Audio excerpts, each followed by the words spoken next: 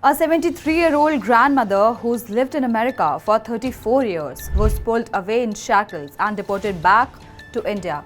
And she couldn't even meet her family once all that while. Hello viewers, I'm Kavya Khandelwal and you're watching The Edge. This is the heartbreaking story of Harjit Kaur, a Punjabi grandmother who built her entire life in the US, raised her sons there, paid her taxes, volunteered at gurudwaras and followed every rules for decades, only to be deported like a criminal this week.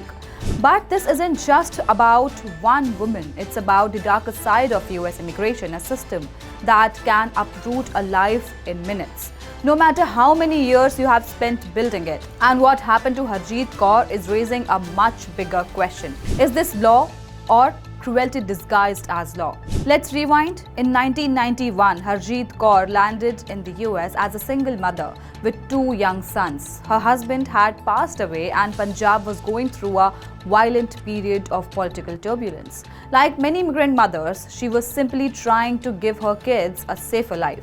She started from scratch, working as a seamstress in an Indian sari shop, earning an honest living, paying taxes and giving back to her community by volunteering at local gurudwaras. Over the decades, she became part of the social fabric of her neighborhood. She wasn't hiding, she wasn't breaking laws, and she wasn't running from authorities. She even applied for asylum, but her bid was rejected. Still, she stayed in the system, complied with every protocol, showed up for every check-in with immigration officials, renewed her work permits, and lived openly for more than 3 decades. Now let's talk about one visit that changed everything. Then came September 8, 2025. Harjit walked into the San Francisco ICE, which is Immigration and Customs Enforcement Office, for what she thought was a routine check-in, something she would done countless times before. But this time was different. She was suddenly arrested. No warning, no chance to prepare, no time to speak to her family. From that moment, her nightmare began.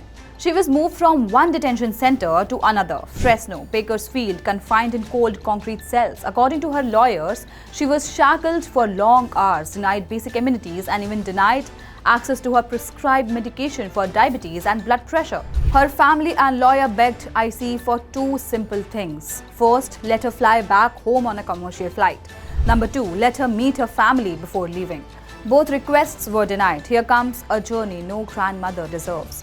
On September 23rd, Harjit was taken from Bakersfield to Los Angeles in the dead of night. She wasn't allowed to collect her belongings or even say goodbye. She was put on a chartered IC flight to Georgia and then to Armenia and finally to New Delhi. A grueling, multi-legged journey that ended at Indira Gandhi International Airport after 34 years away from the place she once called home. Imagine that. You have spent more than half your life in one country and suddenly you are taken to another with nothing but the clothes on your back at 73. Harjit's deportation isn't an isolated incident, it's a part of a much larger trend. Since Donald Trump began his second term in January 2025, over 1,703 Indian nationals have been deported from the US, and most of them, more than 90%, are from just 5 states: Punjab, Haryana, Gujarat, Uttar Pradesh, and Goa. This February, a military flight carrying 104 shackled deportees to Amritsar sparked outrage. Another followed soon after. Back in California, Harjit's detention triggered protests. Hundreds took to the streets with signs reading "Hands off our grandma" and "Harjit Kaur belongs here." Even local politicians, Congressman John Garamendi and Senator Jesse Araguin, urged ICE to reconsider, calling her detention a misplaced priority. But ICE wasn't moved. Their statement was blunt. She has filed multiple appeals and lost each one. She is exhausted all legal remedies. ICE is enforcing the law. Technically, they are right. Legally, ICE has every authority to deport her. But as rights groups point out, legality doesn't always mean humanity. Now let's talk about a systematic cruelty. The Sikh Coalition, a prominent US-based rights group, called her treatment beyond unacceptable, especially for an elderly widow with serious health conditions. They say Harjit's case isn't just about one grandmother. It's about a broken system that treats long-term residents like disposable paperwork. People who have spent decades working, contributing, and living openly in America are being ripped away from their families with no dignity, no empathy, and no compassion. And here's the part that hits hardest. Harjit's removal order was issued in 2005 and her final asylum plea was rejected in 2012. Yet, for 13 more years, the US government let her live there, work, pay taxes, and attend regular check-ins, giving her impression that she was part of the system. Then one day, they decided she wasn't. Harjit Kaur's story isn't about breaking the law. It's about how the law can sometimes break people. It's about a system that can erase 34 years of life with a single flight.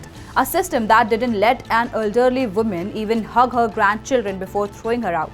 And a system that thousands of immigrant families now fear could come for them next. As the Sikh coalition said, this deportation is not just about one grandmother, it's about a systematic cruelty inflicted on immigrant families who have lived, worked, and served their communities in America for decades. What do you think? Is this justice or has the system crossed a moral line? Tell me in the comments and don't forget to like, share, subscribe, and follow The Edge.